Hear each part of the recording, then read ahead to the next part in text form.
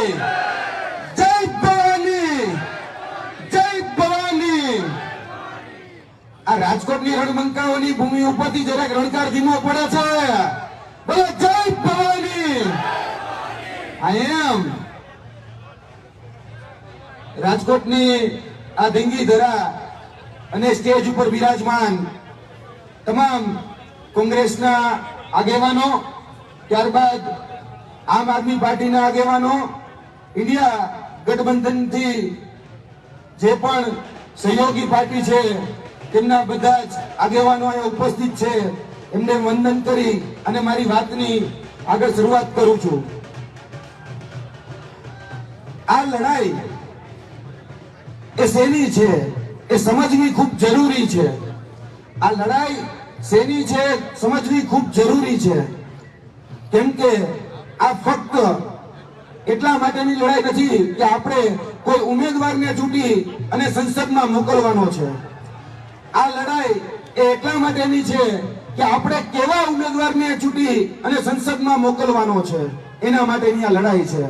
ત્યારે આ લડાઈ એ સ્વાભિમાનની લડાઈ છે, આ લડાઈ એ સ્વમાનની લડાઈ છે, આ લડાઈ એ અસ્તિત્વ ટકાવવા માટેની લડાઈ છે, આ લડાઈ એ બંધારણ બચાવવા માટેની લડાઈ છે, આ લડાઈ એ લોકશાહી બચાવવા માટેની લડાઈ છે। ત્યારે હું દરેકને વિનંતી કરું છું કે આ રાજકોટની જે રણબંકાઓની ભૂમિ છે તેમાં આપણી વચ્ચે આપણા લોકલાડીના ઉમેદવાર એવા પરેશભાઈ ધાનાણી ઉપસ્થિત થઈ ચૂક્યા છે, તો તાલીઓથી એને પેલા વધાવી લઈએ।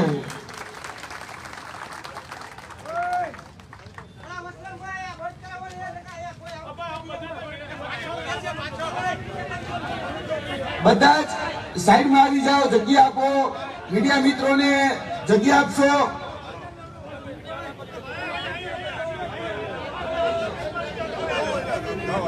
બધા અહીંથી ભાઈ સાઈડમાં વેલો મહેરબાની કરી વેવ હાથ થોડી વિનંતી 10 વાર કરી જો વડીલો બધા નીચે બેસી ગયા, બહુ આનંદ આથી તો એમ છતાંય આભાર તમારો બધાનો।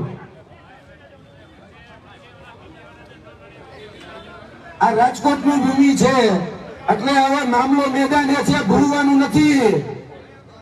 આ રાજકોટમાં એક ભડવીર અને એક જવતલિયા ભાઈ આજે ક્ષત્રિય સમાજની વારે આવ્યા છે, ત્યારે કહેવાનું કે આ જવતલિયા ભાઈ જો આપણા સમાન માટે, આપણા સ્વાભિમાન માટે જો લડવા આવતા હોય તો રાજકોટના એ બહેનોના, એ મહિલાઓના સગા ભાઈને પણ કહેવાનું તમે પણ આવો। જો જવતલિયા ભાઈ આવી શકતા હોય તો સગા ભાઈ કેમ ન આવી શકે? અને એ સગા ભાઈઓને પણ કહેવાનું કે હવે જ્યારે રણટંકાર થઈ ચૂક્યો છે, રાજકોટ એ રણભૂમિનું મેદાન બની ચૂક્યું છે, ત્યારે એ રણભૂમિના મેદાનમાં હવે યોદ્ધાની જેમ જે લોકો જે ભાષામાં સમજે છે એને એની ભાષામાં જવાબ દેવાનો સમય એ આવી ચૂક્યો છે। એટલે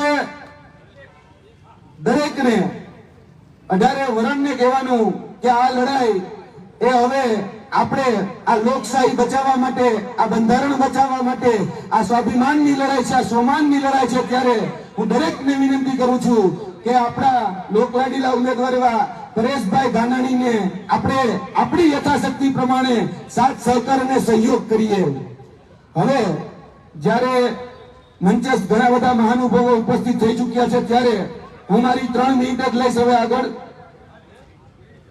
ખાસ કરીને અત્યારે જે લોકો બહુ મોટી મોટી ફાકા ફોજદારી કરે છે, હવે એનાથી બચવાની જરૂર છે। 2014માં જ્યારે ચૂંટણી હતી